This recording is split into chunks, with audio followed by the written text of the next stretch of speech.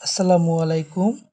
আজকে আমরা আলোচনা করব ৪৭তম বিসিএস ইংরেজির প্রশ্নের একটি অনুবাদ আমরা শিখব কিভাবে বড় সেন্টেন্সের আমরা ধীরে ধীরে অনুবাদ করব। শুরুতে আজকে আমাদের সেন্টেন্সটির দিকে তাকান। এখানে সেন্টেন্সটা কি? গণতন্ত্রের উৎস প্রাচীন গ্রিসে অনুসন্ধান করা যায়, যেখানে নাগরিকগণ শাসনাধিকার অর্জনের মাধ্যমে সমতা ও স্বাধীনতার প্রতিষ্ঠা ঘটান। আচ্ছা, দেখেন, এটা একটি বড় একটি সেন্টেন্স। প্রথমে আমাদের দেখতে হবে এখানে আসলে কয়টি ক্লোজ রয়েছে, কয়টি ক্লোজ বা বাক্যাংশ রয়েছে। এখানে দেখেন, তার জন্য আমাদেরকে আগে খুঁজে বার করতে হবে ফাইনিট ভার্ব কোনগুলা বা ভার্ব কোনগুলো, এগুলো আমরা আগে বের করি। তাহলে দেখেন, এখানে একটা দেখা যায় অনুসন্ধান করা যায়, এটা একটা ভার্ব। গণতন্ত্রের উৎস প্রাচীন গ্রিসে অনুসন্ধান করা যায়, এটা একটা ভার্ব। আর এবং আবার দেখি, যেখানে নাগরিকগণ শাসনাধিকার অর্জনের মাধ্যমে, অর্জন একটা ভার্ব, অর্জন।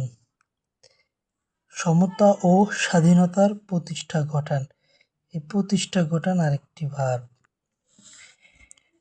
তাইলে দেখেন, এখানে প্রতিষ্ঠা ঘটান এই শব্দ, এই কথাটি দ্বারা অর্থ আসলে পূর্ণতা পায়। যেমন বলি, সমতা ও স্বাধীনতার প্রতিষ্ঠা ঘটান, তার মানে এটা ফাইনিট ভার্ব। কিন্তু এটা বলছে অর্জনের মাধ্যমে, এটা দ্বারা পরিপূর্ণ অর্থ পরিষ্কার হয় না, তার মানে এটা নন ফাইনিট ভার্ব। আবার অনুসন্ধান করা যায়, এটাও কিন্তু একটি ফাইনিট ভার্ব, যেহেতু এটা দ্বারা অর্থ পূর্ণ হয়। তাহলে দেখুন, গণতন্ত্রের উৎস প্রাচীন গ্রিসে অনুসন্ধান করা যায়, এখানে একটা সেন্টেন্স শেষ। তারপরে আসছে যেখানে, তার মানে এটা হলো ক্লোজ মার্কার।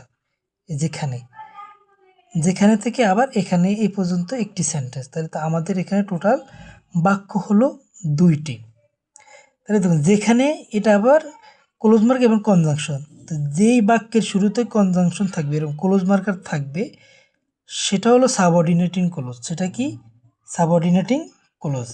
আর এর আগেরটা হলো প্রিন্সিপাল ক্লোজ। এটা শুরুতে যেহেতু কনজাংশন নাই, এটা হলো principal clause.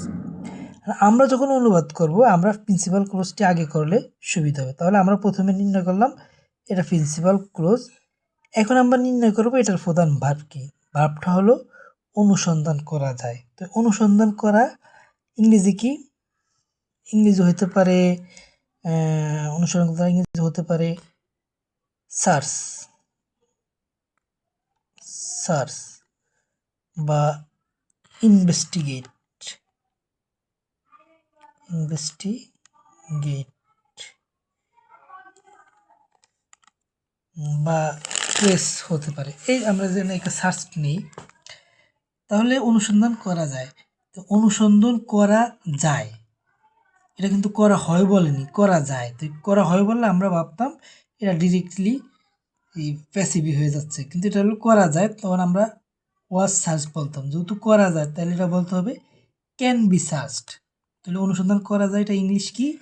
Can be searched. আমাদের সবসময় অনুবাদের ক্ষেত্রে ভাবার্থটি বিবেচনায় নিতে হবে। তাহলে অনুসন্ধান করা যায়, এটা ইংলিশ হলো ক্যান বি সার্চড।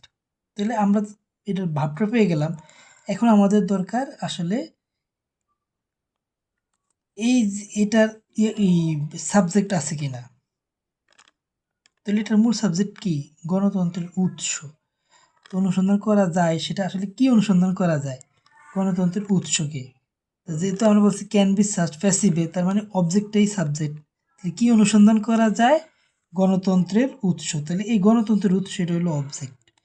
তাহলে এটা এখন হয়ে যাবে সাবজেক্ট। এখানে আসলে মূলত সাবজেক্ট নাই, যেহেতু এটা প্যাসিভে সেন্টেন্স, এই জন্য এখানে সাবজেক্ট নাই। তাহলে আমরা এখন এটা লিখি। উৎস ইংরেজি আমরা কি জানি? সোর্স। উৎস ইংরেজি কি? সোর্স বা অরিজিনও বলতে পারি।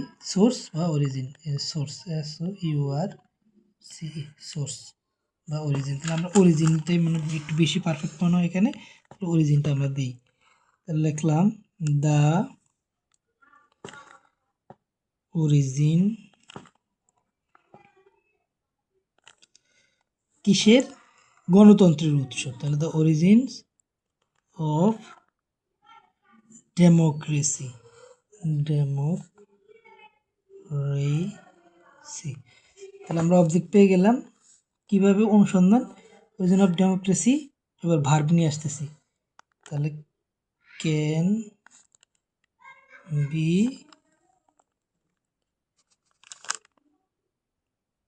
সার্চড। আচ্ছা, তাহলে এটাও ভার্বও পেয়ে গেলাম, পেলাম। কোথায়? প্রাচীন গ্রিসে। তো প্রাচীন ইংরেজি কি? অ্যানশিয়েন্ট। প্রাচীন ইংরেজি কি? অ্যানশিয়েন্ট। গ্রিসে। তাহলে ইন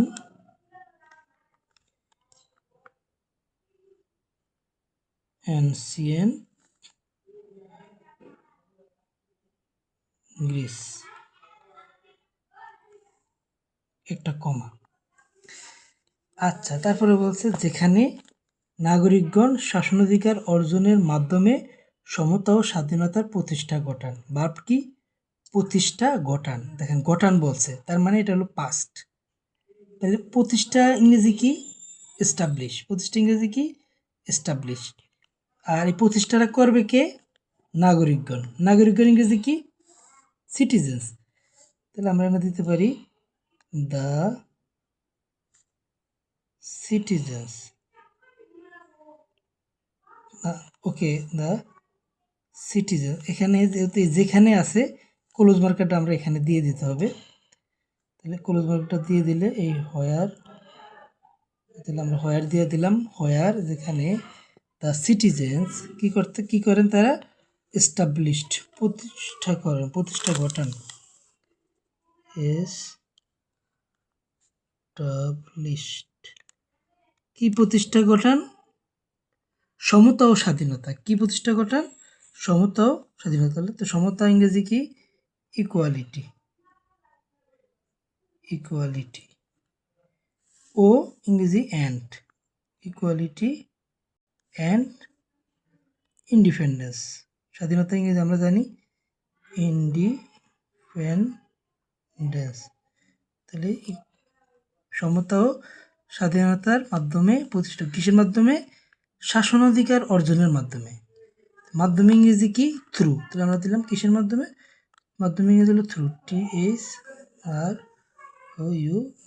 আপনি এভাবে প্রশ্ন করে করে আগাবে। থ্রু অর্জনের ইংরেজি কি? অ্যাটেইনিং বা গেইনিং বা অ্যাকোয়ারিং। অ্যাকোয়ারিংটা এখানে একটু বেশি পারফেক্ট, অ্যাকোয়ারিং দিলাম। KIRING। অ্যাকোয়ারিং। অ্যাকোয়ারিং কি?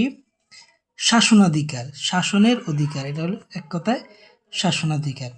তাহলে through acquiring the right to rule. The right to rule আর গভর্নেন্স দিলে আরও বেশি মিলবে। গভর্নেন্স।